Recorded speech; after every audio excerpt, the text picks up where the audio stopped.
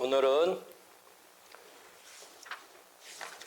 당사자 적격, 제3자의 소송 담당 이런 것까지 했고, 그것의 어떤 표리일체적인 소외이익을 이야기하도록 할게요. 소외이익은 큰 의미는 뒤에 가서 보면 4-64 보면 청구의 내용이 4-64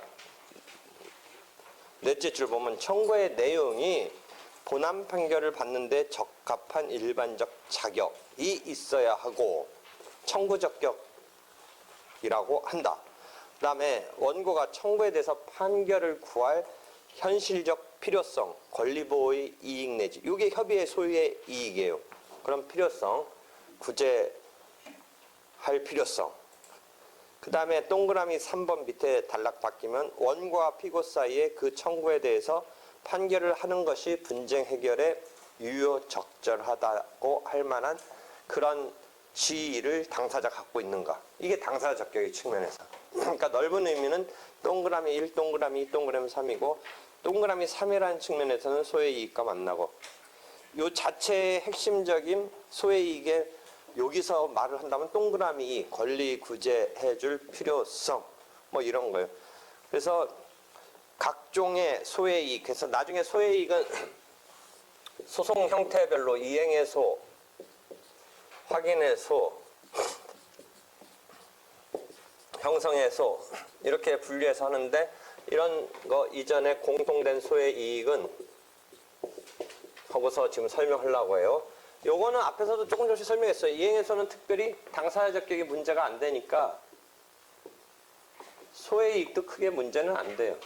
그 다음에 형성의 소는 형성적인 법률관계가 형성되려면 소송으로 하라라는 게 형성의 소고 그 결과가 형성 판결인데 실체법에 원고 적격 등이 규율되어 있으니까 그 자가 분쟁 해결해 줄 필요성이 있는 자라고 봐서 그 자가 소송을 내면 소외이익이 있는 거예요.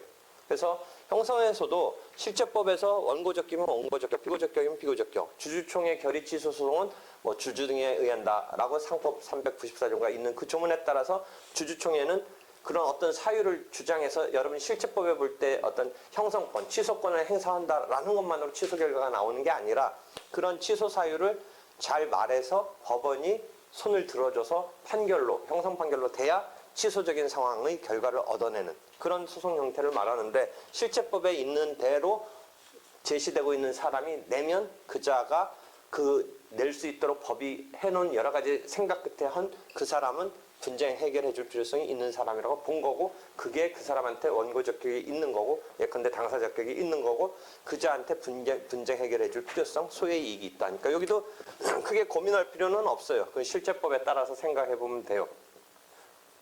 그런데 이 확인에서는 대상이 무한정이기 때문에 대상이 무한정이니까 무진장 문제돼서 여기서 소외이익을 잘 어떤 구체적 사건을 놓고 그러니까 그 대상이 무한정이니까 대상으로 제공된 걸 전제로 따지는 거지 뭔가 처음부터 얘기해 줄 수는 딱 부러지는 얘기는 뭐 구체적인 얘기는 못하고 그냥 그 분쟁 해결이 유효적절하냐 아니냐 뭐 이런 것 등을 이제 살펴봐야 돼요. 그 이전에 그런 공통된 소외이익은 우리가 앞에서도 조금씩 얘기했던 중복된 소재가 아닐 것 뭐 이런 거. 그것은 중복죄수 금지라는 자체의 규율에 따라서도 부적법 각하돼요. 중복된 소재기라면. 근데 그건 조금 각도를 또 이쪽에서 비틀어 보면 결국 두 번째 소송은 분쟁 해결해 줄 필요성이 없는 거죠. 똑같은 소송이 선행해서 진행되고 있기 때문에 똑같은 소송을 또 낼 필요성이 없다라는 것을 구체화시켜서 중복된 소재기의 금지라는 조문화한 것이 있는데 그 조문에 따라서 한 것의 내면에는 결국은 소외이익이 없다라고 보는 거죠. 두 번째 소송은. 뭐 그런 건데 그런 얘기 등을 지금 쭉 펼쳐나가는데 일단 첫 번째 권리보호의 자격 동그라미 1과 관련해서 여러분이 요새 그런 용어 잘 안 쓰는데 헌법에서 특별 권력 관계라든지 뭐 이런 경우에는 법적인 분쟁으로 못 들어와요. 종교적인 문제 일단 지금도 무슨 시위하다가 조계종 들어가니까 사실상 진압할 수는 있지만 어떤 종교적 시설이니까 사실적인 어떤 집행을 못 하잖아요.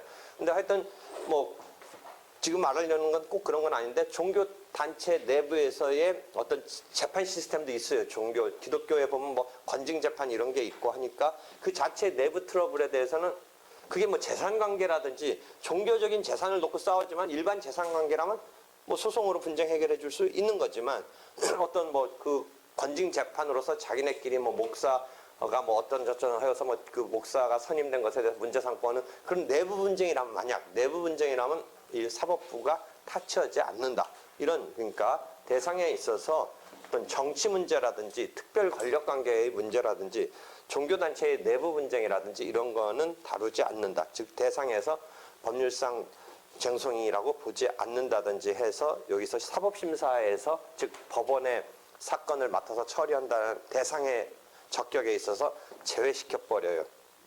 그래서 그런 점에 대해서 거기 쭉 나오고 있어요. 예컨대 여기 지동설이 옳은가 천동설이 옳은가 이런 건 어떤 역사적 진리니까 이런 것도 싸움의 대상이 아니다라는 거죠. 그 다음 넘어가서 제소가 금지되어 있지 않을 것 중복된 소재기 금지 같은 게 그 예다. 물론 중복된 소재기 금지라든지 또 하나 항소심에서 1심의 본안 판결이 있은 다음부터 항소심에서 소를 취하하면 이때는 중복제소가 아니라 한번 그런 개념 가르쳐줬는지 모르겠네. 제소금지라는 게 있다라고 그랬죠.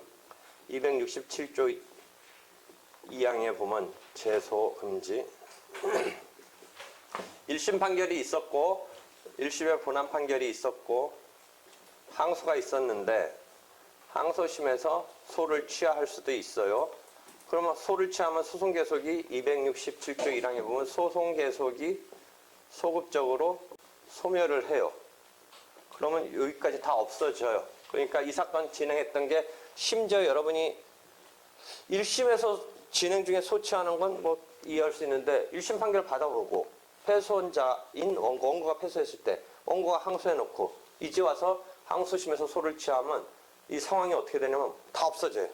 그러면 여러분이 순간 생각할 때 패소원 판결 그럼 자기가 막 날릴 수도 있나? 라고 생각해서 조금 이상하다고 생각할 수 있는데 일단 소취할 수 있어요. 뭐 그런 상태에서 피고가 이제 본안에 관해서 변론을 했으면 뭐 피고가 오케이는 해줘야겠지만 하여튼 결과적으로 패소했던 판결까지도 다 날리는 셈이 되는 소송 계속이 소급적으로 소멸되는 상황도 있어요. 그래서 여러분이 좀 그렇게 마음대로 하면 되나 라고 싶은 생각이 있을 수 있는데 그러면 만약 원래 어떻게 세팅할 수도 있냐면 항소심에서는 그럼 1심 판결 받은 다음부터는 소취할 수 없다. 이런 세팅을 하려면 할 수 있는데 우리 법은 그렇게는 세팅을 안 하고 항소심에서도 소를 취하려면 해라. 라고까지는 하는데 다만 어디서 컨트롤하냐면 이제는 다시 똑같은 소송을 낼 수 없다라고 컨트롤해요. 그것을 제소금지라고 그래요. 267조 2항. 다시 조금 더 돌아가서 얘기하면 1심에서 소취한 거는 소송 계속이 소급적 소멸되니까 소송 계속이 없어지니까 다시 소송을 내도 중복제소에도 안 걸리고 제소금지라는 국면도 안 되고 가능해요. 1심에서 소를 취하하고 어느 정도 진전시키다가 소송을 진행하다가 소를 취하하고 그래서 없어졌어요. 그래서 뭐 뭔가 분쟁이 있어서 하려다가 뭔가 해결이 돼서 안 하는 것까지 좋은데 뭐 때문에 또 할 수 없이 다시 낼 수밖에 없다라고 했을 때 재차 내는 것에 대해서는 괜찮아요. 다만 항소심 단계에서는 이런 규율이 있어서 소취하하는 것까지는 좋은데 재차 내는 것에 대한 컨트롤이 이때는 I2의 제소금지, 더블이라는 의미의 제소금지에 걸리는데 상황은 비슷하죠. 중복된 소재기의 금지. 기본적으로는 이게 어디서 배웠냐면 소송물 이런 거 배울 때 배웠는데 주체가 같고 기본적으로 객체인 소송물이 같다라는 전제에서 두 번째 사건이 등장하는 건데 그 등장하는 상황은 좀 틀리죠. 중복된 소재기는 전소가 진행 중에 동일한 사건이 등장했을 때의 국면이고 더블의 의미의 제소금지는 전소가 진행되다 항소심까지 갔는데 항소심에서 소를 취하하다가 했는데 그러고 뭐 잠잠해지면 괜찮은데 다시 그 사건이 등장했을 때의 국면이다. 그러니까 동일한 사건이 다시 등장했을 때 거기서 컨트롤한다. 그러니까 항소심에서 소취 자체를 못하게 하지는 않는다.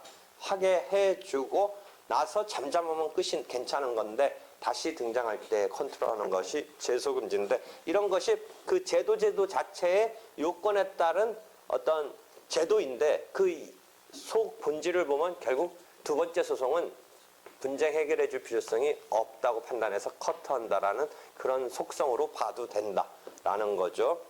그다음에 당사자 사이에 소송을 이용하지 않는다는 특약이 있다면 부재소 특약은 부재소라는 게 뭐예요? 제소하지 않기로 하는 특약, 합의가 있다 이거예요. 그러면 그 합의에 의해서 어디서 우리가 부재소 특약 한번 이야기했어요?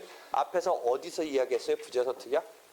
그런 합의가 있다면, 부재소 특약이 있다면 어디서 했어요? 부재소 특약이라는 건 앞에서 소송계약 내지는 소송상 합의에서 소치와 합의와 함께 이야기했던 그런 건데 이 부재소 특약이 있는데도 불구하고 소송을 냈다면 반대편은 이것을 법원에 이런 합의가 있었다라는 것을 해서 결국 그 소의 운명은 뭐예요? 그런 항변권에 의해서 부적법 각하시킨다. 권리보호의 필요가 없다라고 한다라는 게 문장에 있을 거예요. 어디 가서 보면 그런 게 있냐면 소송상 합의 어디 다시 가서 봐요. 여기는 화살표 손가락 표시가 없는데 손가락 표시 하나 만들어 놔줘야겠네.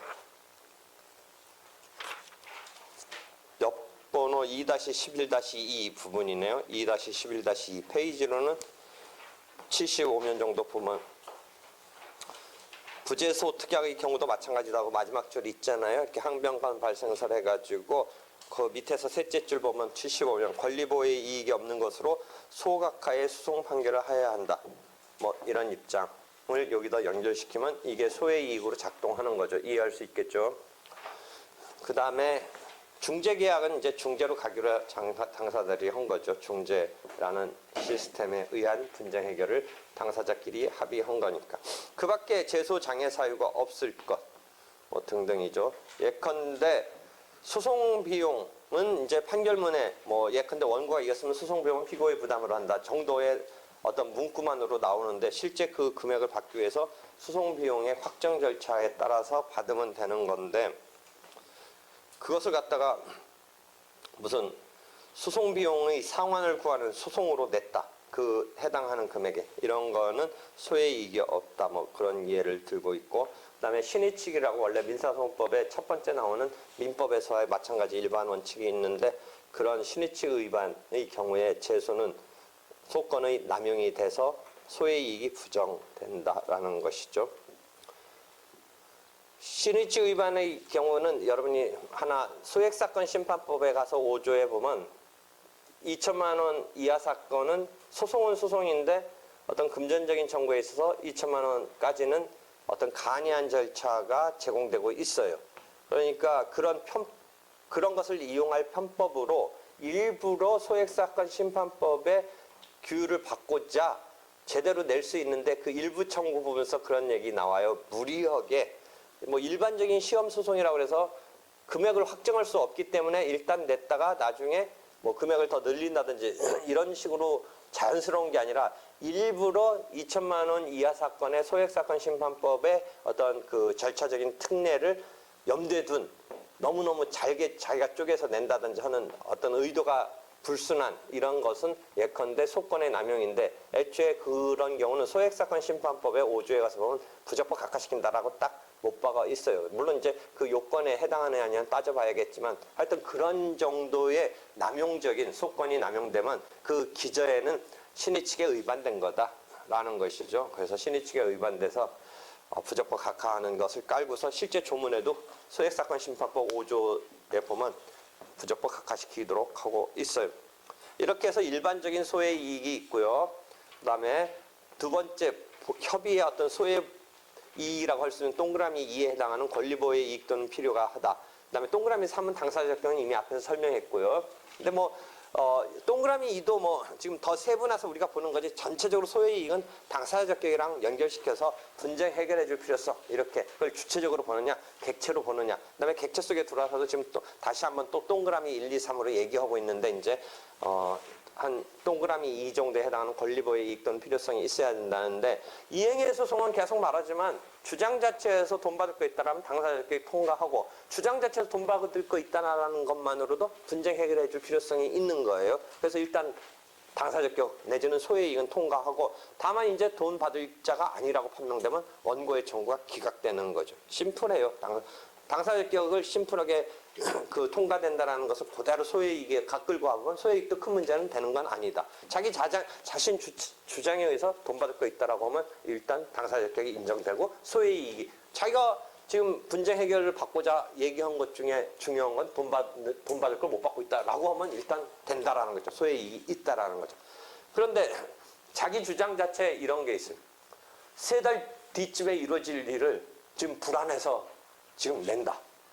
그것을 이제 현재 이행해소랑 장래 이행해소로 나눠서 설명을 하는데 현재 이행해소는 지금 벌써 자기가 변제기가 온 어떤 것을 못 받고 있다라고 하는 것은 이제 당사자격과 연결되면서 큰 문제가 없는데 여기서 하나 문제되는 게 이제 장래 이행해소라는 거죠. 한번 이것도 이야기를 했어요. 251조인가의 장래 이행해소에 대해서 미리 청구할 필요가 있어야 된다. 그것도 뭐예요? 분쟁 해결해 줄 필요성이 어디서 이 이야기를 한번 했어요? 처분권주의와 관련해서 현재 이행해소를 청구했는데 심리한 결과 3개월 정도 변제기가 유예된 상황이다. 그때 3개월 뒤가 변제기면 현재 이행에 대해서 지금은 받을 권리가 없는 거잖아요. 아직. 그러니까 원고 청구를 그대로 기각시킬 것이냐 아니면 이 분쟁을 이렇게 지금 싸우는 내용에 비춰서 3개월 뒤에도 여전히 어떤 기간만 뺀다면 그런 분쟁이 있으니까 지금 미리 청구할 필요가 있다라고 보이는 상황 하에서 장래 이행 판결을 내려줘도 처분권주에 의배되지 않는다. 이런 이야기 할 때 한번 이야기를 했어요. 그래서 251조에 미리 청구할 필요, 이게 소외이익에 해당하는 거죠. 그럼 여러분이 가만히 생각해 보세요. 지금 변제기도 안 왔는데 뭔가 좀 불안불안하다라고 내는 것에 대해서는 소외이익이 없다는 거예요. 그럼 그 불안불안하다라는 것이 뭔가 잘 각색돼서 나타나야 되는데 그게 미리 청구할 필요가 있어야 되죠. 지금 자기 말 주장 자체에도 아직은 받을 때는 안 된 거예요. 근데 왜 3개월이면 3개월에 앞서서 지금 너가 소송을 내야 되느냐를 잘 설득을 해야죠. 미리 청구할 필요가 있어야 되죠. 예로서 뭐예요?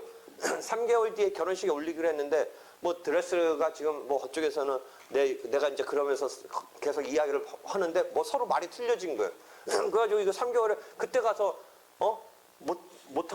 못하느냐 하느냐는 그때 가서 이제 새로 처음 시작하면 이미 끝난 게임이잖아요. 예식을 지금 올려야 되는데. 그러니까 지금쯤에서 가타부터 내 말이 맞은지 네 말이 맞은지 승부를 내서 아니면 아닌 대로 내가 또 어떤 다른 조치를 한다든지 하는 네가 진짜 제대로 그런 타입의 의상을 만들어줄지 아닐지 뭐 이런 것 등을 해야 되고 거기 와서 반주해 주기로 하고 어떤 노래에 맞춰서 하기로 했는데 지금 못 해주겠다 뭐가 서로 말하면 그거 틀리다라고 하니까 과연 그럼 내가 뭘 잘못했냐 그래도 넌 해야 된다라고 지금 결론을 안 맺어놓으면 그때 가서 못하겠다 하면 그때부터 그럼 승부를 가리자면 물론 이제 보통 사람 같으면 그렇게 되면 그때 뭐 바꾸겠지만 딴 사람 하겠지만 그 사람대로 뭐 하겠지만 하여튼 지금 이론적으로 말한다면 그때 가서 하기엔 늦은 거죠.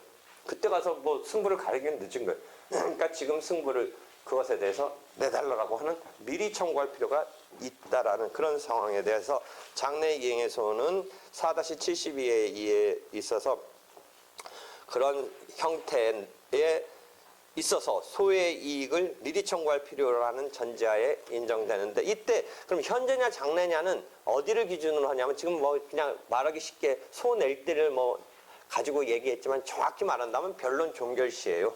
변론 종결시까지 이행기가 왔으면 그건 현재 이행해소예요. 소송을 제기한 때 가지고 이제 대충 얘기는 하지만 정확하게 말한다면 소가 제기돼서 이렇게 변론이 돼서 변론을 종결한 때 변제기가 왔으면 이제 현재 이행해소로서 권리구제를 해줄 거냐 말 거냐 원고 손을 들어줄 거냐 말 거냐 이 문제로 가는데 변론 종결 시에 봤을 때도 아직 안 온 거예요.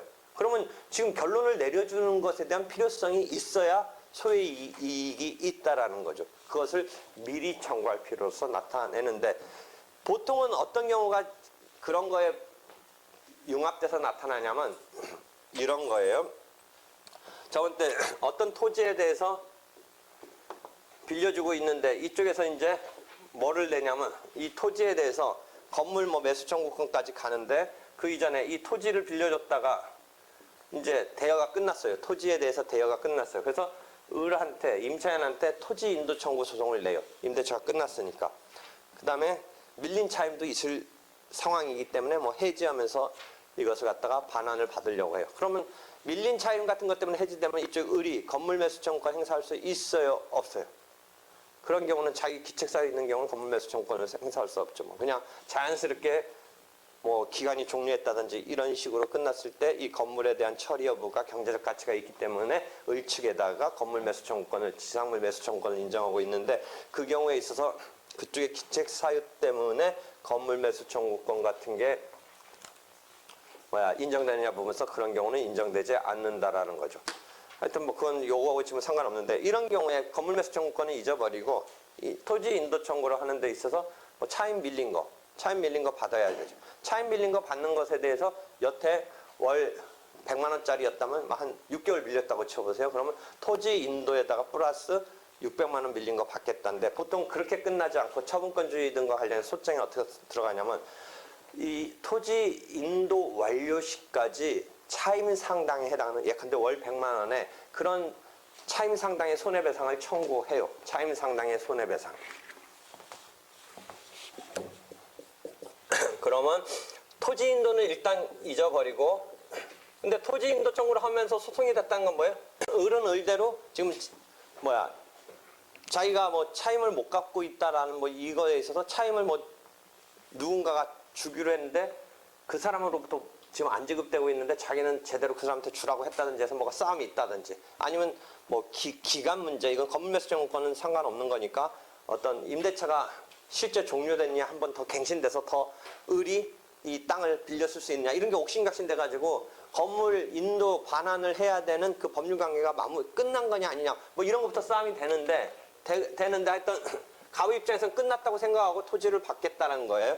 그다음에 뭐 그러면 이제 밀린 거 생각하지 말고 그럼 토지 인도를 받으면서 토지 인도에다가 뭐냐면 토지 인도를 실제 완료할 때까지 금 100만 원이면 100만 원 월 차임 상당의 그것을 갖다가 지급하라. 이런 청구를 들어가요, 보통은. 그러면 여기에 뭐가 담겨 있냐면 결론 종료시까지는 현재 이행으로서의 월 얼마가 들어가고 이에 대해서 그게 뭐 6개월, 7개월, 8개월 정도가 변론 종료 시에 지나간 차임이 있다면 밀린 게 있다면 뭐 그것도 청구하는 건데 하여튼 변론 종료 시 이후 시점에서 볼 때 판결은 그 부분부터는 다음 달, 다다음 달, 다다음 달, 다다음 달까지 계속 장래 이행 청구가 거기에 같이 결합되어 있는 셈이 돼요. 그러니까 토지 인도 완료 시까지 월 100만 원을 지급해라. 매달 월 100만 원을 지급하라. 라는 이야기는 변론 종결 시까지.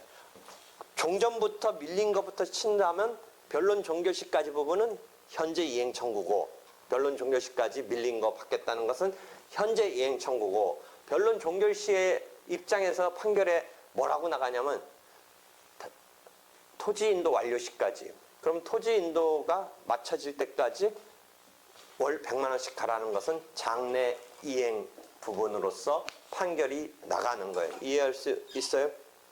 되겠어요? 거기까지? 그런데 그렇게 판결 받아놨는데 나중에 그 동네 폭등해가지고 판결 받고 나서 갑자기 뭐 지하철이 생기고 해가지고 이 차임이 월 100만 원꼴이 아니라 막 너무 그렇게 급격히 뛰면 진짜 사회가 아닌데 하여튼 예를 든다면 막 월 한 800만 원 정도 8배를 받을 수 있는 상황이 됐다고 쳐봐요. 월. 그럼 누가 좀 황당해요.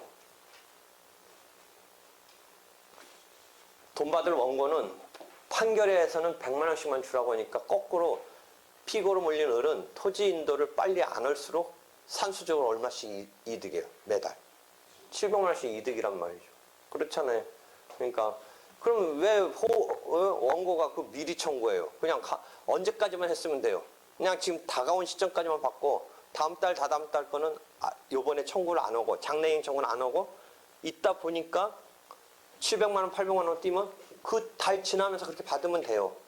근데 지금 미리 청구한다고 자기가 미리 청구할 내세웠다가 판결에 그렇게 되면 판결은 확정되면 기판력이 발생해요. 기판력이 발생하기 때문에 거꾸로 누가 좋아지는 셈이 되냐면 피고가 월 100만 원에 물어주면서 토지 반환을 지체하면서 좋아 내 100만 원 줄게 정도로 하면 산수적으로는 700만 원 이득 볼 수도 있어요.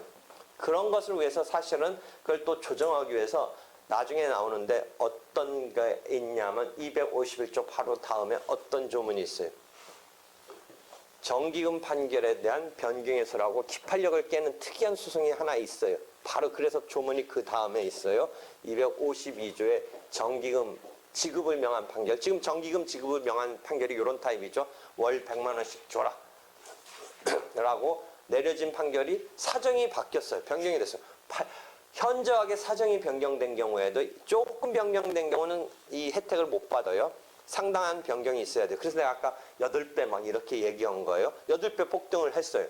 그래서 갑자기 100만 원 주라는 게 결론이었고 그게 기판력이 발생하면 그 법률 관계는 그렇게 굳어지는 거예요. 그러면 피고는 그 굳어진 게 오히려 좋을 수도 있다. 700만 원 정도 이익 보는 셈이 될 수도 있다. 토지를 인도 안 하면서 100만 원만 물어주면 되니까. 그래서 그걸 수정하기 위해서 원고에게 그 판결은 받았지만 그 판결을 변경하는 소송을 낼 수 있는 게 그 다음에 252조에 정기금 지급을 명한 판결에 대한 변경해서라는 게 있긴 있어요. 다시 막 이렇게 종합적으로 얘기하는데 장래 이행해소인데 그 경우에 이 토지 인도라는 청구와 변론 종결 우리가 소를 제기하고 했을 때 현재냐 장래냐는 변론을 마친 변론 종결시를 기준으로 해서 판결이 내려지니까 이 경우에 변론 종결일까지가 현재 이행이 되고 변론 종결일까지가 현재 이행이 되고 그 다음 달은 이제 장래 이행이 되는데 이 경우에 미리 청구할 필요가 왜 있느냐? 지금 토지 인도 자체를 갑과 을이 인도해야 되느냐 임대차가 끝났느냐를 싸우니까 지금 싸우는 내용이 다음 달에도 다다음 달에도 있을 수 있으니까 지금 법원이 어떤 판단하냐면 줘야 된다라고 판단을 만약 토지를 반환할 필요 없다라면 지금 뭐 토지 자체의 싸움은 지금 계속 사용할 수 있는 건데 지금 토지를 줘라. 그 다음에 토지가 네가 제대로 줄 때까지는 지금까지 밀린 차임 주고 앞으로 밀림도 차임도 줘야 된다라는 식에서 그 다툼의 내용상 이 사람이 반환해야 되느냐 부분에 대한 것은 계속 앞으로도 미리 청구할 필요가 있다. 만약 반환을 해야 된다라면 그 다음에 현재 이행 청구만으로 했다면 실은 어떻게 해야 돼요? 지금 변론 종결할 때까지만 받고 다음 달, 다다음 달은 모아서 하든 아주 극단적인 경우는 매달 하든 소송을 또 하는 건데 지금 싸잡아서 현재 이행 청구를 하면서 싸잡아서 다음 달 거, 다다음 거, 다다음 달, 다다다음 달을 지금 청구한 거예요. 그것이 받아진 거예요. 그건 미리 청구할 필요가 있다라는 게 지금 결합되어 있는 거예요. 그런 판결이에요. 그래서 그런 지금 장래 이행 의소, 장래 이행 판결, 그다음에 미리 청구할 필요 여기까지 이해를 하세요. 그래서 미리 청구할 필요가 있는 구체적인 예는 일정한 일시에 연주해서의 연주. 그 다음에 그 뒷면에 가서 의무 원금 지급에 대한 예컨대 1억 원 빌려줬을 때도 똑같은 상황이 나오잖아요. 지금 앞으로 1억 원을 다 갚을 때까지 여러분이 소장 쓰다 보면 아직 소장까지 써보는 뭐 훈련하는지 안 하는지 모르겠는데 1억 원 지급에 대한 원본 지급에 대해서 어떻게 청구하고 어떻게 판결이 나오냐면 1억 원 및 이것을 완제할 때까지 다 갚을 때까지 예컨대 이자가 얼마라면 월 얼마의 이자를 지급하라는데 그것도 똑같이 변론 종결시까지 발생한 부분은 현재 이행 청구로 이자 청구하는 건데 다음 달, 다다음 달, 다다음 달 이자 부분까지도 아예 다 갚는 날까지 완제시 옛날 한자 용어로 완제시 지금 우리식으로 쓰면 보통은 다 갚는 날까지 이렇게 돼요. 토지 인도의 경우는 토지 인도시까지 이렇게 되면서 또는 이 금전지급 청구는 다 갚는 날까지 하는데 변론 종결시부터 다 갚는 날까지 토지 인도의 경우는 변론 종결시부터 인도시까지가 장래 이행의 그런 부분이고 미리 청구할 필요가 왜 있냐? 지금 그 기본적인 법률 관계에 대한 다툼 때문에 그 부분이 있고 그 다음에 현재 이행 부분에 대한 다툼이 종속되고 거기다가 플러스 장래 이행 부분이 결합되면서 미리 청구할 필요를 거기서 인정하는 그런 유형의 소송 형태예요. 많이 쓰이는 거예요. 금전지급 청구에 있어서 원본 이자인데 그래서 여러분이 이제 소송 촉진 등에 관한 특례법 때문에 이제 판결 선고 다음 날부터 종래는 연 20%고 요번 언제부터 7월 달인가부터는 연 15%예요. 그거 한번 얘기해 줬나? 앞에 한 번 더 얘기 안 했나? 15% 줄여진 거 이야기 안 했어요? 했어요? 했어요? 그다음에 또 최근에 지금 법 통과된 것 중에 우리가 뭐 하나 설명했는데 특허법원의 관할에 집중 막 그런 그림 그린 거 이해돼요? 특허권 침해 소송은 일반 민사 사건이고 특허법원에 있어서 심결 등 취소 소송이 고등법원, 특허법원, 대전서 한다. 막 그런 그림 그려놨던 거 기억나요? 그래서 관할을 집중하고자 하는 뭐 움직임이 있다. 그런 거 기억나요? 엊그제 통과됐어요. 그래서 민사 사건도 이제 항소심은 특허법원 가서 해야 돼요. 손해배상 청구에 있어. 내 홈페이지 가면 다 올라가 있어요. 그런 그 사이트에 보면 그때 말했던 그림 봐봐요. 어떻게 그려놨나? 어떻게 그려놨나? 특허 그렸던 거 봐봐. 일반 민사 사건으로서 침해 소송은 침해 손해배상 소송은 민사 사건의 관할로 올라가죠. 그렇지만 이제 민사 사건 관할인데 어떤 전문적인 것 때문에 약간 특이한 특별 재판적 등이 있긴 있었어요. 그죠? 그다음에 심결 등 취소 소송은 특허 심판원이 1심이고 그건 사실은 법원 판결은 아니지만 일종의 1심으로 봐주고 행정소송적으로 심결에 대한 불복소송으로서 특허법원에 2심을 내고 대법원 간다. 그런 상황에 대해서 설명을 했던 게 있어요. 근데 이제 관할을 집중시켜야 된다라고 해서 일반 민사 사건도 이왕 특허법원 만든 김에 특허법원서 집중해서 하자. 뭐 그런 이야기에서 지금 그 법안이 통과돼서 민사의 손해배상이지만 특허 관련이니까 항소심이 특허법원으로 가는 거예요. 특허법원으로 손해배상 청구 등의 특허 침해 이런 소송에 있어. 말 안 했던 부분인가? 뭔가 어때요? 그래? 있었던 것 같아? 가물가물해? 응? 응? 1심부터 1심은 그대로 민사 법원서 하는데 다만 1심도 어떤 전문적인 것 때문에 고등법원급의 지방법원에서 할 수 있는 그런 것도 좀 더 많이 해주고 있고 하여튼 중요한 포인트는 이게 일반 민사 사건으로 본다면 항소심은 어디로 가야 돼요? 지방 본원 항소보든 뭐 일반 고등법원으로 가야 되는데 이게 특허법원으로 간다는 거죠. 특허법원 되겠죠? 그 용어를 뭐라고 하냐면 관할권을 집중화시켰다라고 하니까 그 집중화라는 의미 알겠죠? 집중 한 곳으로 모았다. 집중화. 관할권을 집중화. 변호사 자격의 취득 경로를 집중하면 뭐예요?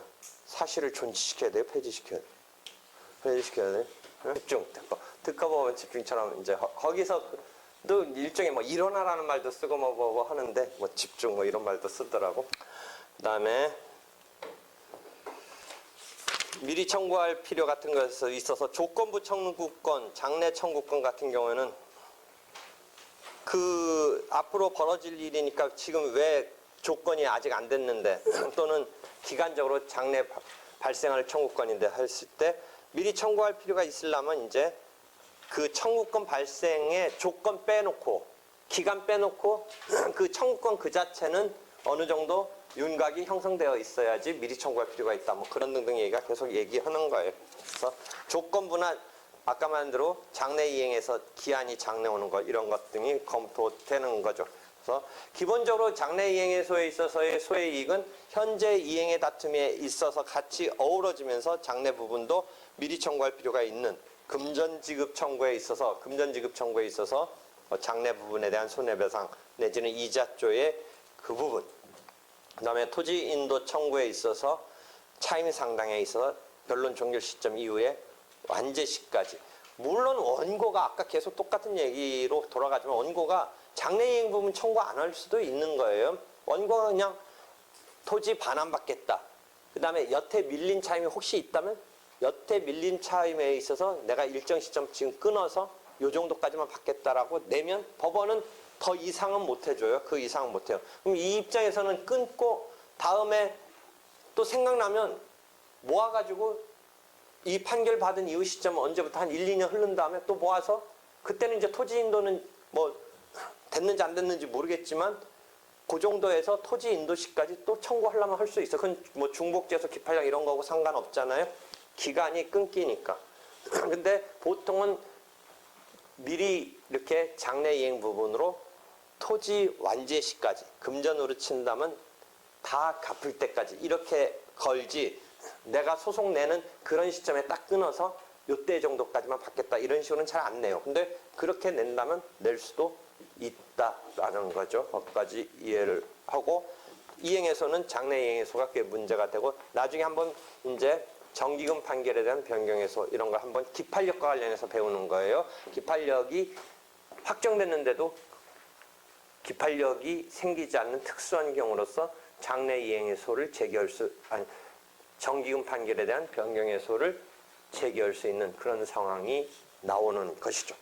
그 다음에 확인해소의 소해이익은 되게 문제가 있어요. 이 확인해소의 소해이익은 여러 가지 살펴봐야 돼요. 그래서 그 도표로 그려놨는데, 사실상의 것은 확인의 대상이 안 된다. 기본적으로 사실적인 거는. 그 다음에 과거의 법률 관계는 기본적으로 확인해소의 대상이 안 된다. 과거의 법률 관계를 다투기보다는 그 법률 관계에서 파생한 지금 발생한 그것으로부터 발생한 뭐 어떤 관계, 그래서 그게 유효했으면 지금 내가 무슨 어떤 청구를 할 수 있다든지 하는 지금 관계로 소송을 내야지, 과거 거가 뭐 유효하냐, 뭐 그게 어떠냐 저떠냐는 이미 소해이익이 없다라고 볼 수 있는 거죠. 그 다음에 세 번째는 소극적 확인보다는 적극적 확인을 구해야 한다. 무슨 말이냐? 자기가 나중에 어디쯤 뒤에 있냐면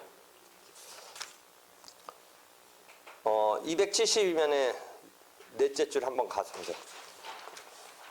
셋째 줄, 상대방 소유권하고 자기 소유권하고 어떤 물건을 놓고 소유권 다툼이 있다고 쳐봐요. 이 물건을 갖고 소유권 다툼이 있을 때 상대방이 소유권이 없다라는 소극적 확인보다 아예 내가 내 거다라는 확인을 들어가는 게 맞다는 거죠. 상대방 소유권을 부정하는 소극적 확인의 소송보다 아예 그럼 이것이 내 거다라고 하는 적극적 확인 소송을 내는 게 그 설명에 해당하는 게 좀 아까 그런 거죠. 그런데 하여튼 그런 거는 이렇게 생각해 보면 이치에 닿아요. 반면 보세요. 상대방은 상대방 나름대로 자기 거라고 하는데, 상대방이 자기 거라고 한 것에 대해서 내가 소극적으로 상대방 게 아니라고 하는 거는 굳이 낼 필요도 없어요. 그건. 왜 그래요? 상대방이 자기 거라고 하는 것에 피고로 몰린 자기 입장에서 그것만 막아내면 상대방이 그게 아닌 게 되는 정도에서 소극적하게. 그런데 그건 소극적은 상대방 거 아니라고 하는데, 한편 또 자기 거라고 하는 거라고는 또 틀려요. 어떤 물건을 놓고 상대방 게 아니라는 게 꼭 내게 되는 게 아니잖아요. 상대방 거 아니라는 정도지. 그러니까 상대방의 적극적 확인 청구에 대해서는 그걸 막아내면 나름대로 막아내서 뭐 결과적으로는 자기 거라고 하고 뭐 딴 사람은 껴든 사람이 없으면 그렇게 되겠지만, 하여튼 제3자 거일 수도 있는 거거든요. 상대방 게 아닌 거가 내 거라는 보장으로 연결되는 게 아니니까. 그러니까 상대방의 적극적 확인 청구에 대해서는 내 나름대로 적극적 확인 청구는 나름대로 의미가 있을 수 있어요. 그런 경우는. 그래서 자꾸 그 여러 가지를 생각해 봐야 돼요. 아까 상대방에 대해서 낼 때 소극적 확인 청구보다는 상대방 게 아니라고 하는 것보다는 자기 거라고 하는 적극적 확인 청구를 내야 된다.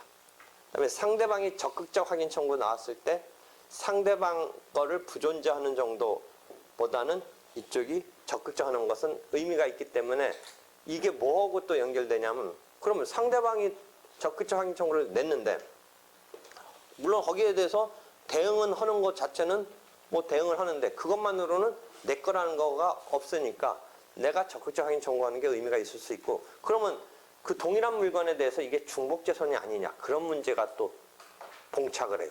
상대방이 어떤 물건에 대해서 적극적 확인 청구가 들어왔는데 내 나름대로는 상대방 소송에 대해서 내가 피고로 네 거 아니야 정도 막는 것보다는 내 거다라고 하는 것까지로 하고 싶으면 상대방 거 아니다라는 것은 그 결과를 꼭 얻는 게 아니잖아요.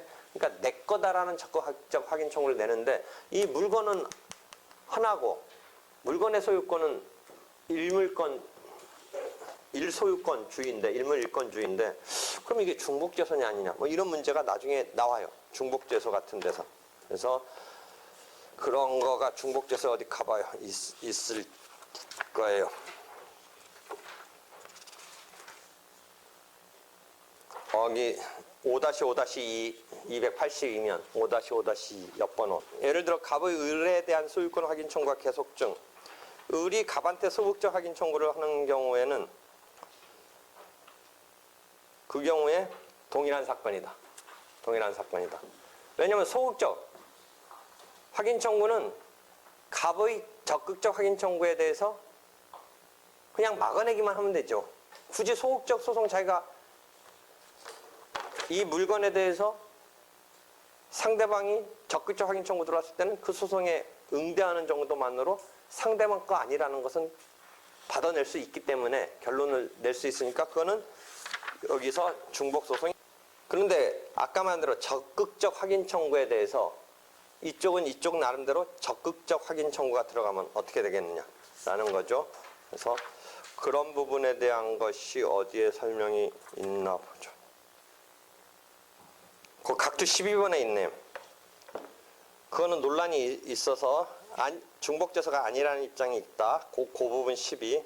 그런데 하여튼 일물일건과 관련해서 상대방이 낸 적극적 확인 청구에 대해서 나는 내 나름대로 적극적 확인 청구 내는 게 중복재소가 아니라는 입장이 일반적으로 거기 학설 제시되는데, 다만 이런 경우에 결국은 어떤 물건에 대해서 상대방과 내가 낸 게 각각 중복재소가 아니면 법원에 따라서 그 앞소송에서는 상대방 것으로 상대방이 이기는 것으로 되고, 내가 적극적으로 낸 거는 내가 이길 수도 있으면 일물일건주의에 있어서 모순돼요. 한 물건에 이쪽 법원에서는 그쪽 소유권이 있다고 해주는, 보통 그렇게 나오지는 않겠지만 이론상은 가능하다는 거죠. 이쪽은 이쪽대로 이쪽 입장에서 낸 적극적 확인 청구가 받아들여지면, 그런 상황 때문에 중복재소의 금지 원칙을 적용해야 하지 않는가라는 생각이 잠깐 있어요.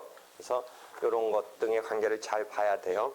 다시 돌아와서 소극적 확인보다는 적극적 확인을 구한다. 뭐 이런 등등의 얘기를 하면서 좀 아까 사례로까지 갔고, 그 다음에 혹시 이거하고 또 헷갈리는 게 질문도 한번 한 것 같은데, 이행해소를 그냥 직접 치고 들어가면 되는데 굳이 왜 확인해 소송을 내느냐? 그럼 확인해소의 이익이 뭐에서 걸려서 분쟁 해결에 유효적절한 거는 이행적인 것까지 가져다 주는 게 좀 더 발본적이잖아요. 근본적이잖아요. 그러니까 어제 어떤 차끼리 부닥쳤는데 네가 잘못했네, 내가 잘못했네 정도만 가리고 발생한 비용에 대해서 만약 그렇다면 물어줘야 된다라고 할 때는 금액적인 부분까지 이행 청구하지 않고 그냥 네 잘못인지 내 잘못인지 알기 위해서 내가 너한테 물어줄 책임이 있는지 또는 없는지, 뭐 채무 존재 여부만 확인받는 정도로 그쳐도 되는 경우도 있을 수 있다는 거죠. 근데 확인 정도 또 받을 바에는 더 발본적인 것은 왜 그럼 확인을 받으려고 하느냐? 그래서 네가 네 말이 맞다 라는 정도만 만족하느냐? 결국 그러면 돈을 또 받아야 될 거 아니야. 자기가 피해자가 되니까. 그러니까 금액적인 경우가 다툼이 없는 거라면 확인으로 끝쳐도 되는 경우도 있고, 그런데 확인 정도로는 발본적인 게 아니니까 아예 이행까지 치면, 이행소송까지 들어가면 뭐예요? 확인적인 경우는 당연히 내포돼서 판단돼요.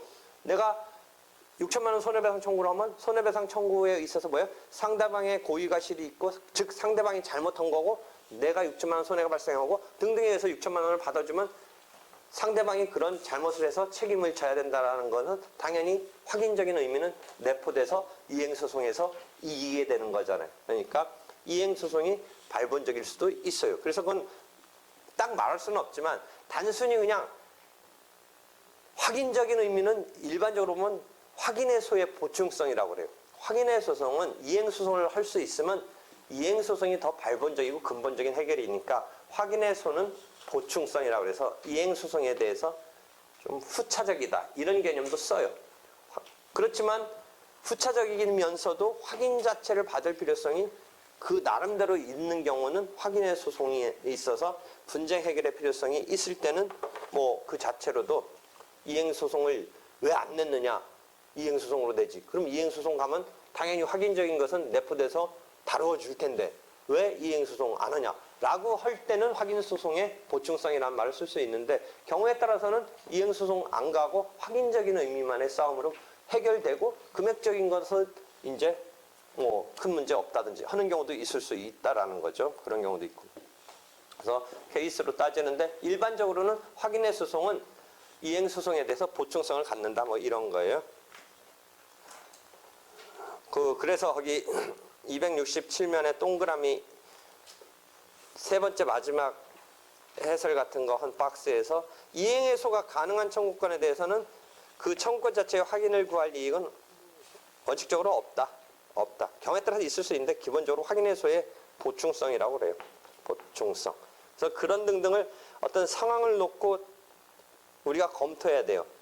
제일 쉽게 이야기한다면 이거예요. 요새 뭐 상속 오늘 뭐 아침에 뉴스 들으니까 뭐 부모 모신 사람은 집 상속받을 때 공제를 좀 더 해준다. 관심 있어요, 상속에? 어느 정도까지는 그 공제 받느냐 안 받느냐 와 상관없이 괜찮은데 그 이상 물려받을 자신 있어요? 어느 정도 물려받아야 지금 그런 문제가 관심이 있게 되는지 알아요? 지금 내 생각에 한 10억 정도 물려받는 거는 상관없어요. 상속세 안 내도 돼요. 뭐 이렇게 공제되는 게 있어서. 그 정도 이상 받아야 돼요. 관심 있으려면. 관심은 아니 뭐 얘기하려고 그냥 뭐 예를 들어 이제 부모가 가만히 있으면 나한테 20억 30억 막 상속될 수 있는데 갑자기 부모님이 헷가닥 했는지 어디다 막 확 준 거예요. 누구한테 막 준 거예요. 내 입장에서 뭐예요? 가만히 있어서 돌아가시면 나한테 요새는 그 기다리다가 고령화 세대라서 어떻게 된다고 그랬어요? 부모가 언제나 상속 줄까 하고 하다가 고령화되고 부모는 부모대로 이제 원래는 옛날 기준으로 한 60대, 70대 돌아가시고 나 40, 50대 받아야 되는데 이게 같이 고령화돼가지고 부모님하고 내 나이 70대 도록 이게 언제 받을까 하다가 요새는 다이렉트로 누구한테 한다고 그랬어요? 손자한테 한다는 거 아니에요. 그러니까. 근데 하여튼 그 기대에 대해서 갑자기 어디다 확 주는 거예요. 그 돈을. 그럼 내 입장에서 뿔따고 나잖아요. 그러니까 그쪽이 막 우리 부모 살살 거려가지고 뺏어갔다 이런 생각을 하는 거예요. 거기 가서 뭔가 잘해드려가지고 마음을 뺏어가지고 어쩌한테 막 이렇게 돈 미리 증여하고 뭐 너 쓰라고 이런 식으로 어쩌서 꼬셔가지고 이렇게 해놨다. 그럼 내 입장에서 니네가 기망하거나 사기하거나 뭔가 착각을 일으켜서 빼갔다. 그런 계약은 뭐 무효이다. 해제한다. 이런 소송을 누가 내면 낼 수 있냐면 그 부모가 그랬다가 뭔가 사기당해서 한 거라고 할 수는 있겠지만 내 입장에서는 그 내고 싶은 마음은 이해되지만 뭐가 없어요. 분쟁 해결해 줄 필요성. 뭐 당사 자격이 없다고 볼 수도 있고 분쟁 해결해 줄 필요성 있어요 없어요? 그 마음은 이해되지 않아요. 그 아들 입장에서 분명히 우리 부모한테 가가지고 살살살 거려가지고 뭔가 증여받은 뭐 이런 거로 만들어 놓은 것 같아요. 내 입장에서 그거 잘못된 거다 따지고 싶잖아요. 이 사람을 따지고 싶다면 뭐를 뚫고 들어가야 돼요? 당사자 자격 내지는 권리보호 이익. 이 사람이 그것을 갖다가 해제하거나 무효시키고 싶은 마음은 이해되는데 그 마음은 뭐예요? 그 이해되는 마음에 놓은 거는 뭐예요? 이제 최종적으로 안 되면 안 되는 거겠지만 그래도 그 이해되는 놓은 거는 뭐예요? 하여튼 유류분, 막 극단적인 유류분이고 일반론으로 하여튼 자기 상속분 날라가는 거잖아요. 그런데 그게 그런 기대권 정도 갖고 낼 수 있겠느냐? 아직은 기대잖아요, 기대.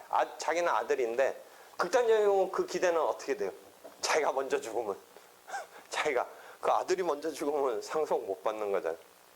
그런 거 저런 걸 막 따져보는 거예요. 그러니까 분쟁 해결할 필요성에 있어서 이 상황이 지금 맞느냐, 그 상속의 기대권 정도를 보호해줘야 될 필요성이 있느냐. 그 부모가 내는 거야 맞겠죠. 뭐 순간적으로 착각해서 계약은 했지만 가만 보니까 이게 아닌 것 같다 해서 뭐 그 부모가 내는 건 맞는데 그 아들 입장에서는 결국 내게 되는 계기는 자기 상속권이 상속받을 만한 재산이 날아가게 되는 이런 정도 갖고 지금 그것을 이 사람이 아들이 타치할 수 있겠느냐. 뭐 이런 생각 해보면 되죠. 그렇죠?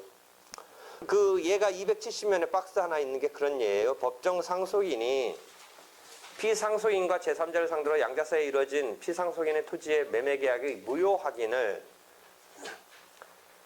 아직 돌아가시지도 않았는데 그렇다면 장래적인 불안에 지나지 않고 이 사람이 나름대로 주장하는 근거는 상속을 받을 수 있는 기대권 정도지 아직은. 극단적인 경우는 자기가 먼저 죽어버리면 상속 못 받는 거죠. 그래서 아직 즉시 확정, 분쟁 해결을 지금 막 당장 해줄 즉시 확정. 이때는 즉시 확정인데 이행에서로 치면 현재 이행, 장래 이행할 때 뭐 그런 정도 개념이죠. 지금 아직은 너한테 네가 상속인 돌아가시고 상속인 돼서 보니까 이렇게 상속에 대해서 어떤 상속 재산 같은 걸 살펴보다 보니까 이게 아버지가 뭔가 속임수에 그쪽한테 준 것 같다라는 시점에서는 이제 상속인으로서 자기가 등장해서 하는 것은 그때는 가능하지만 지금 단계에서는 그런 불안한 마음은 충분히 이해되고 뭐를 말하려는지는 알겠지만 네가 그렇지만 너는 아직 기대 정도의 의미이다. 즉시 확정의 이익은 없다. 뭐 그런 얘기를 하는 거예요. 그 다음에 방법 선택에 있어서 또 뭐 확인의 이익 이걸 내가 나든 아니면 어떤 교과서든지 이렇게 제목을 달면서 설명을 했지만 그건 우리가 설명하는 어떤 여러 가지 사례에서 어떤 설명하기 위해서 이렇게 제목이랄까 카테고리를 분류한 거고 이 카테고리에서 걸리는 쳐다봐서 말할 수 있는 게 딴 데서 이런 각도로 보면 또 거기서 접점으로 만나고 하는 거지 그냥 이렇게 설명 도구랄까 분류 도구로 얘기했으니까 너무 이렇게 제목을 집착하거나 이 순서를 애우려고 할 필요는 없어요. 그냥 큰 카테고리에 있어서 분쟁 해결해 줄 필요성을 어떤 따져보면서 이렇게 제목을 잡은 거가 뭐 분쟁 해결에 유효 적절해야 된다. 방법 선택에 있어서 뭐 적절해야 된다. 즉시 확정의 이익이 있어야 된다. 그 다음에 뭐 이행에서로 직접 치고 들어갈 수 있으면 그게 더 발본적이고 근본적이지 이 확인 소송을 내는 것은 후차적이다. 뭐 이런 것. 그 다음에 사실상의 문제를 확인할 필요는 그 결국 분쟁 해결해 줄 필요성이 없어요. 사실적인 것, 어떤 법률적인 거지. 그 다음에 과거의 법률 관계도 분쟁 해결해 줄 필요성은 없어요. 그래서 과거의 법률 관계가 파생돼서 현재 법률 관계 온 걸 갖고 따지면 돼요. 과거에 어떤 행위를 한 거 자체가 잘했냐 못했냐 따지지 말고 그것 때문에 지금 발생하고 있는 지금의 네가 처한 어떤 입장에서의 싸움을 하면 되지. 그 과거 거 다만 무조건 안 되는 건 아니지만 과거 거 자체를 해결함으로써 지금 것까지 파생된 게 일거에 해결된다면 아예 그걸 직접 타치하는 게 더 발본적일 수도 있는 건데 기본적으로는 과거 거는 현재 거로 흘러온 것 같고 지금 거 갖고 싸움을 벌리면 된다면 등등이에요. 그래서 그런 확인해소에 대한 것이 쭉 나와요. 그러니까 예를 들어 이런 거잖아요. 근저당권 말소등기 청구 소송을 하면서 그럼 근저당권 말소등기 청구 소송을 하면 자기가 채권이 채무가 남았으면 안 남았으니까 이제 끝났으니까 근저당권 설정할 때 돈 빌렸던 거 다 해결됐으니까 근저당권을 근데 뭔가 싸움은 있긴 하지만 자기 주장상은 채무가 소멸했으니까 근저당 설정하게 된 채무가 소멸했으니까 근저당권을 말소시키고 싶은데 그럼 근저당권 말소 청구만 하면 되는데 이 사람이 괜히 근저당권 말소 청구 및 그 근저당권 걸게 된 채권 채무에 대해서 채무가 남은 게 없다라는 소송을 굳이 더 붙일 필요는 없다라는 거죠. 그러니까 근저당권 말소라는 말소등기 청구 소송을 내면 당연히 그 싸움에서 내가 다 갚았다. 이제 남은 게 없다. 채권 채무 남은 게 없으니까 넌 그쪽은 남았다고 하니까 안 주려고 말소를 안 하려고 할지는 뭐하지만 내 말대로 가서 말소가 되기 위해서는 채권 채무 관계가 해소됐는지 안 됐는지가 따져질 테니까 굳이 근저당권 말소 청구 소송 및 근저당 그의 어떤 대상이 됐던 채무에 대한 근저당 채무에 대한 부존재 확인 소송은 소의 이익이 없다라고 하는 거예요. 그렇게 냈을 때. 그러니까 근저당권 말소 등기 및 그 근저당 채무의 부존재 소송을 만약 냈다라고 치면 소의 이익이 없다라는 거예요. 이게 근데 근저당권에서 뭐예요? 근저당권이 설정됐는데 그 채권자가 을구란에 했는데 이 채권을 양도하면서 근저당권이 을에서 병한테 갔어요. 근데 갑이 이제 처음에 빚졌던 사람이 말소 청구 소송을 내려고 하는데 근저당권은 병한테 넘어갔을 때 어떤 식으로 넘어가냐면 매매가치 소유권이 넘어가는 게 아니라 근저당권은 애초부터 1번 저당권 또는 또 다른 이제 그 다음 어떤 사람한테 돈 빌리고 그 사람이 2번 저당권 이런 개념은 있지만 어떤 1번 저당권이 1번 저당권 하나의 저당권에서 그 사람끼리 넘어간 거는 어떻게 등기가 되겠어요? 그건 2번 저당권이 아니거든요. 그거는 부기 등기를 해요. 부기 등기. 원래 저당권 등기 하나가 원래 등기고 거기에 병한테 넘어간 것을 부기, 추가로 해주는 거예요. 이해하겠어요? 그러니까 저당권을 설정했을 때 돈을 빌린 게 2건 빌렸으면 1번 저당권, 2번 저당권인데 지금 말하는 것은 어떤 사람한테 돈 빌려서 저당권 줬는데 그 사람이 그쪽한테 넘긴 거는 자기네끼리 넘긴 거는 나타나기를 어떻게 나타나냐면 부기 등기로 나타나요. 그럼 이 입장에서 말소등기 청구 소송을 을로 해서 을과 병이 된 등기에 대해서 이제 지우고 싶어요. 말소등기를 해서 말소를 시키려고 하는데 부기 등기까지도 말소시켜야 되느냐라는 문제인데 을에 대한 저당권 설정을 말소만 하면 부기 등기는 자동으로 직권으로 말소되니까 근데 소송을 을에 대해 말소 등기를 내야 되는데 그 경우에 자주 묻는 게 피고는 누구를 삼아야 되냐면 을을 삼으면 안 되고 병을 삼아야 돼. 피고는. 그 다음에 대상은 원래 부기 등기를 삼을 필요 없이 그 본 저당권만 말소하면 부기는 따라서 같이 말소가 돼요. 그러니까 잘 보세요. 갑이 을한테 돈 빌리면서 저당권을 해줬어요. 그래서 을이 저당권자예요. 근데 을이 병한테 뭔가 저당권을 넘겼어요. 그러면 어떻게 나타나느냐? 병으로 부기 등기가 나타나요. 그런데 이 경우에 말소를 할 때는 을을 삼는 게 아니라 병을 삼되 그 다음에 본 저당권 등기만 말소를 하면 되지 부기 등기는 괜히 낼 필요 없는 거 낸 거예요. 그래서 만약 부기 등기 청구 그 말소하려고 낸 부분은 어떻게 된다? 소의 이익이 없는 거고 그 다음에 을한테 낸 부분은 피고 적격이 없는 자한테 낸 거예요. 병한테만 내면 되는 거예요. 병한테만.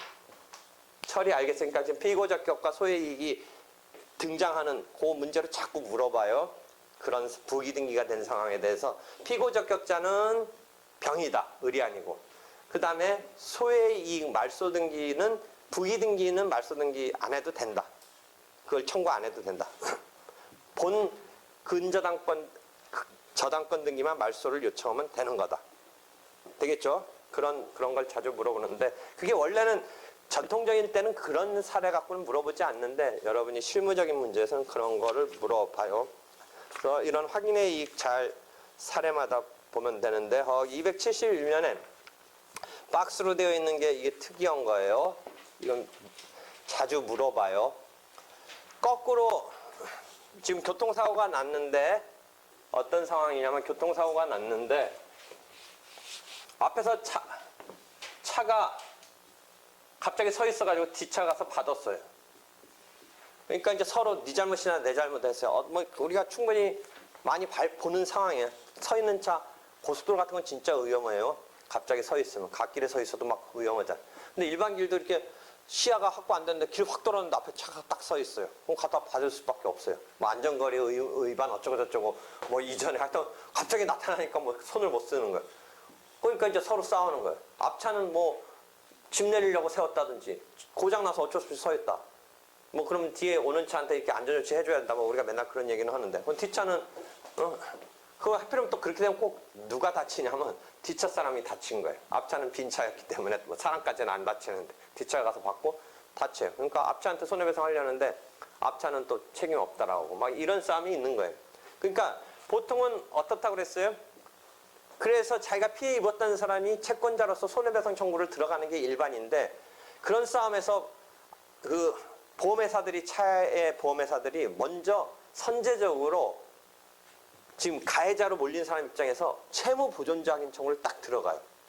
지금 다쳐서 누워있는 사람 병원에 있어가지고 뭐 정신이 왔다 갔다 하고 있는데 거꾸로 선제적으로 채무 보존자 소송을 딱 치고 들어가요. 피해자라고 몰린 사람은 정신 못 차리고 있고 이런 가해자라고 보일 수 있는 사람이 자기 입장에서는 잘못한 거 없다라는 식으로 채무 부존재 확인 청구를 치고 들어가요. 그럼 아까 일반적인 확인 청구는 채무 부존재라는 소극적인 의미든 뭔가 확인의 이익이 필요한데 이 입장에서는 사실은 뭐예요? 가만히만 있어도 자기는 지금 뭐 어떤 심정적으로 네가 잘못했네 내가 잘못했네 싸움 때문에 괴롭긴 하지만 실제 법적인 의미에 돈 줘야 된다는 건 자기는 가만히 있어 자기가 지금 소송 안 내도 어쩌서 내와서 지면 줄 거지 자기는 일단 가만히만 있어도 돼요. 가만히만 있어도 되는데 왜 부존재 소송을 치고 나와야 되는지에 대한 설명이 있어야 돼. 그럼 그 설명이 있어야 된다는 게 소의 이익이 필요한 거죠. 잘 생각해 보세요. 지금 채무부존재 소송을 내는 지금 가해자로 몰려서 있는 사람은 자기가 지금 가만히만 있어도 되는 건데 뭐 소송까지 내요? 가만히만 있으면 어쩌서 내왔을 때 반경만 하면 되죠. 내가 잘못했냐? 뭐 이렇게만 대답해주면 되잖아. 어쩌서 네 잘못이다 하고 손해배상 청구 들어왔을 때 그게 무슨 내 잘못이냐? 근데 여기선 거꾸로 자기가 원고가 돼가지고 내 잘못 없다라고 지금 먼저 치고 들어가는 거예요. 채무부존재라는 의미는. 그러면 그 필요성, 그런 것이 나타나야 되고 그게 소의 이익이 있어야 된다는 거예요. 가만히 있어도 되는데 왜 내느냐? 라는 게 설명이 돼야 되죠. 왜 내느냐?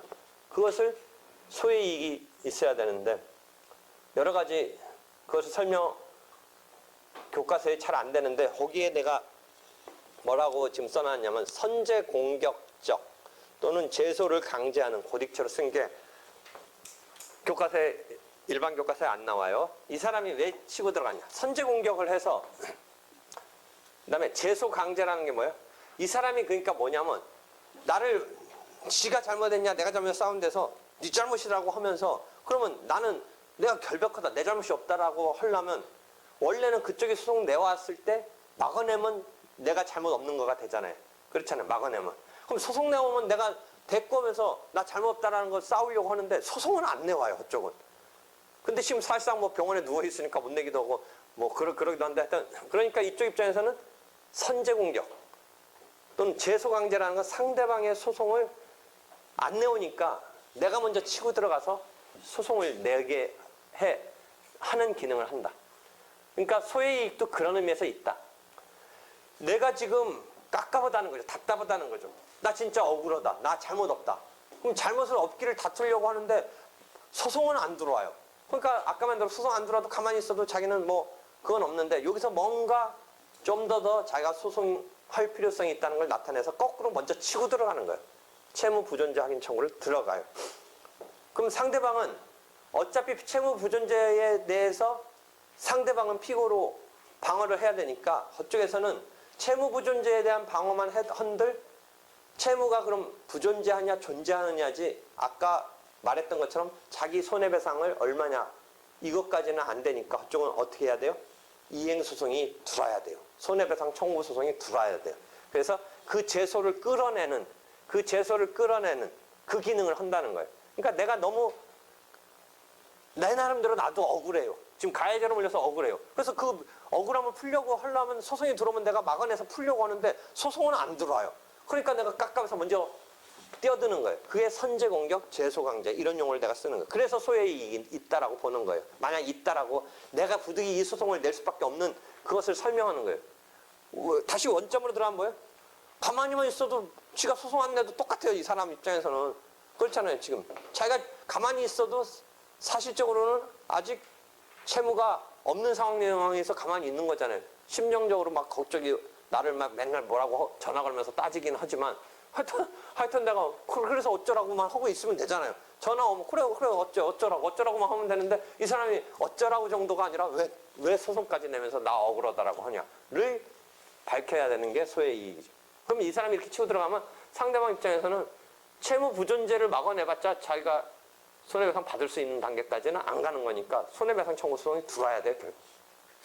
그래서 이렇게 채무부존재 소송을 냈는데 이쪽이 반소로 손해배상 청구를 들어온 경우에 손해배상 청구가 들어온 경우에 대해서 이 본소송은 이제 손해배상 청구가 들어오지 않았다면 나름대로 소액이 있어서 냈는데 제소강제 내지 선제공격을 했는데 반소로 손해배상 청구가 들어오니까 반소는 본소를 이용하는 게 반소예요. 그러면 이제 채무부존재적인 것의 싸움은 이쪽에 반소로 들어온 손해배상 청구를 막아내면 아까 똑같은 논리예요. 이행소송을 막아내면 확인적인 부분은 내포되어 있잖아요. 그러니까 손해배상 청구를 막아내면 결국 손해배상 할 채무가 없다라는 것은 포섭돼서 판단받는 거잖아요. 그러니까 채무부존재 확인 청구는 소의 이익을 유지할 필요가 없지 않는가의 싸움이에요. 근데 나는 계속 소의 이익이 이제는 없어진다. 선제공격 제소강제적인 의미 때문에 반소가 나오기 전까지는 필요했지만 반소가 나오면 반소만 갖고 싸워도 된다. 반소에서 반소는 누가 원고고 누가 피고예요? 원래 본소의 피고가 원고가 되는 거예요. 반격하는 소니까 원래의 원고가 피고예요. 그러니까 원래 원고였던 반소의 피고는 손해배상 청구를 막아내면 부존재한다는 결과는 내포돼서 막아내는 거예요. 그렇잖아요. 그러니까 손해배상 청구를 갖고만 싸워도 채무 존부에 대한 확인적인 의미는 결론이 내포돼서 들어가 있어요. 그러니까 채무 부존재 확인 청구에 대해서는 나는 소의 이익은 더 이상 유지할 필요가 없다. 즉 소의 이익이 처음에는 있었을지 모르지만 반소가 나오면 소멸되는 거다라는 건데, 내가 그렇게 주장을 했는데 그 판례가 두 개 있는데 99년도에 나온 판례에 대해서 그렇게 얘기했는데 2010년도에 한 번 더 있어요. 2010년도에 광주고등법원서 내 의견처럼 이 선제공정, 이거 교과서도 없는 말인데 그 판결을 보면 2010년 원본 판결 가서 보면 이 문구 그대로 들어가 있어서 거기서 대받았어요. 근데 대법원에서 다시 깨졌어요. 뭔가 판례를 바꾸고 싶어서 본소는 더 이상 이제 소를 유지할 필요가 없다. 소의 이익이 소멸된다라고 뒤받았는데 또 2010년인가 몇 년으로 나와 있어요. 그 두 번, 그거에 대한 판결이 안 나와 있나? 그러니까 99년 나오는 거가 이제 처음 나온 거예요. 근데 뒤받았어요, 내가.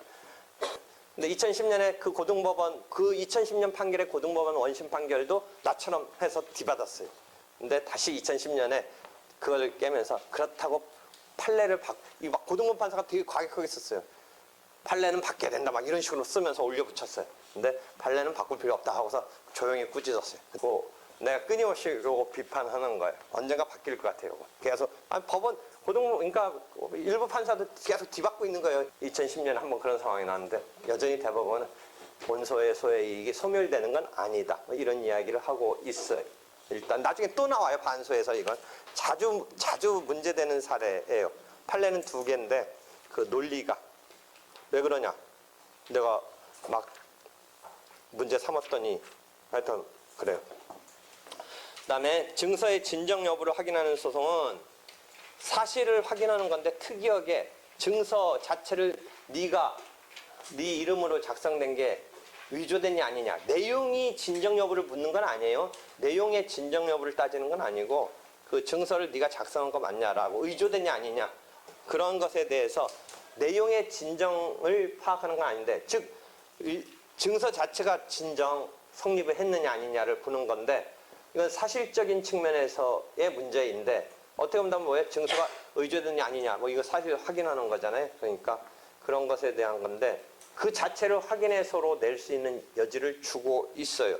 그렇지만 그 경우도 이것을 확인함으로써 어떤 법률 관계의 분쟁 해결에 있어서 이게 의미가 있을 때, 작동할 때 하는 거지, 그 자체 아무 딴 데 이것을 갖고 어떤 실제 또 다른 분쟁에서 첨예하게 이 진정 여부가 쓰이는, 다툼이 되는 이런 상황에서 사실적인 확인에 불과하지만 증서의 진정 여부를 확인할 수 있는 여지를 주는 거지 그냥 독립적으로 주는 건 아니다라는 걸 주의해야 돼요. 그러니까 사실적인 것에 대한 확인해소의 예외로서 증서 진정 여부에 대해서 아까 251조가 현재 이행해소에 대한 장래 이행해소에 관한 조문인데 그 앞에 250조가 이 증서 진부 확인해소예요. 그러니까 소의 이익은 조문은 250조, 251조 두 개가 있는 거예요.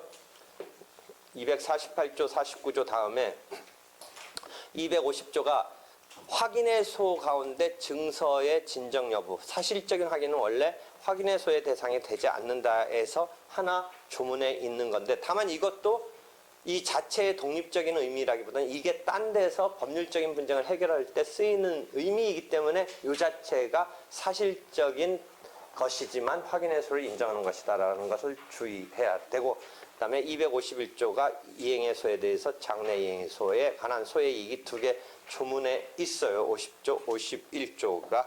그래서 증서의 진정 여부 확인해소의 핵심 포인트는 내용의 진정까지 확인하는 것은 아니다. 진정 성립 여부다. 그 다음에 이런 것은 보고문서에 관한 것은 확인의 대상이 되지 않는다. 문서라도 어떤 보고를 하는 게 아니라 법률관계에 담긴 건데 그 법률관계에 담긴 것을 진정 성립 여부를 따져볼 수 있는 소송 인정되는 소의 이익인데, 역시 여기서 그 다음 패러그래프 273면에 보면 법률 관계를 증명하는 서면이라고 하더라도 이것을 확인함으로써 어떤 이제 원고, 지금 다툼이 되고 있는 원고의 권리 또는 법률상 어떤 지위 불안이 그것에 작동을 해가지고 이게 쓰일 때 의미가 있지. 그냥 덩그러니 이 증서진부 확인 소송을 낸다. 이런 개념으로 작동하는 건 아니다. 이게 어떤 다른 분쟁에서 법률적 분쟁을 해결하는데 쓰일 때, 그 다음에 그것도 처분문서를 전제로 하는 거지. 보고문서. 그럼 여러분이 처분문서, 보고문서 또 개념을 지금 잘 모를 수 있는데, 처분문서는 그 문서에 담긴 내용이 법률관계에 작동하는 거고, 보고문서는 그냥 그 용어 그대로의 보고하는 문서예요. 그냥 어떤 그 내용이 뭐 매매계약 이런 게 아니라 그냥 보고하는 거, 이런 거예요. 그래서 그런 정도 이해를 하고요. 시간 때문에 일단 증서 진정 여부를 확인하는 소까지만 하고, 형성의소는 지금 아까 여기 말한 거 요거 이해하면 되니까 다시 하도록 할게요. 오늘 여기까지 질문 있으면 해요.